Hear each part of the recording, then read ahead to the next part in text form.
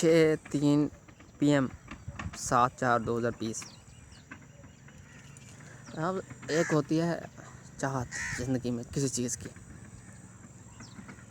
کہ میں یا آپ want to achieve something, want to that thing inside your life، اور وہ خواہش اور چاہت بھی بڑی شدید کہ مولا جی دے دیو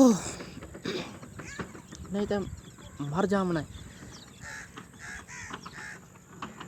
اگر وہ سچی ہے نا چاہت آدھا پھر وہ فوراً نہیں دے گا، وہ فوراً دیتا بھی نہیں ہے۔ اس کے لیے صبر کے گھونٹ پینے پڑتے ہیں، صبر کے دریا ڈوب کر عبور کرنے پڑتے ہیں۔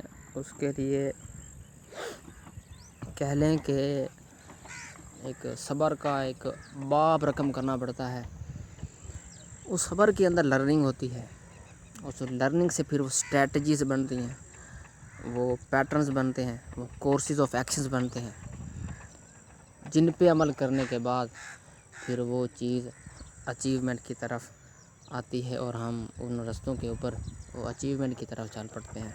محض خواہش کا ہونا، محض تڑپ کا ہونا، محض خواب کا ہونا، محض خیال کا ہونا، محض تصورات میں اس چیز کا حاصل ہونا اور اس کو خوابوں میں حاصل کر رہے ہونے سے کچھ نہیں بنتا۔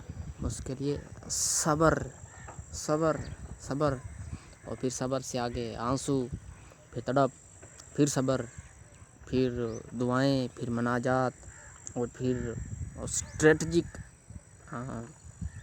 اسٹریٹجیکل جو لفظ ہے، یہ چیزیں، یہ اعمال، یہ ایکشن۔ اس کے بعد پھر جا کے کوئی ایسا معاملہ بنتا ہے، کوئی ایسا موڑ آتا ہے کہ وہ رستے دکھ جاتے ہیں، وہ رستے چل کر خود آپ کے قدموں کے آگے آئے کھڑے ہوتے ہیں اور آپ پھر ڈیسیژن لیتے ہیں کہ اب اس طرف چلیں یا نہ چلیں۔ اگر چل پڑتے ہیں تو پھر آگے اس منزل تک پہنچ جاتے ہیں۔ تو شکر ہے باری تعالیٰ کا، شکر ہے میرے اپنے آپ کا بھی کہ اس نے حالات ایسے بنائے، رستے روک کر میرے لیے معاملات ایسے پیدا کیے،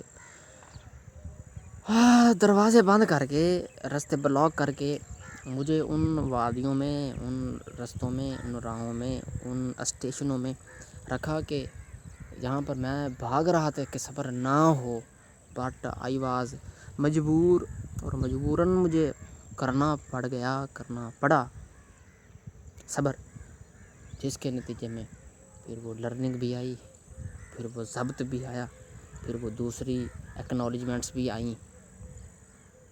تو اب جو ہے لائف وہ اپنے راہوں کی طرف مڑ گئی ہے۔ انشاءاللہ اگلی ویڈیو میں بتاتے ہیں کہ کتنا سفر باقی ہے اور کتنا معاملہ ہے۔ فی امان اللہ جگنو، کیپ اٹ آن۔ اللہ حافظ۔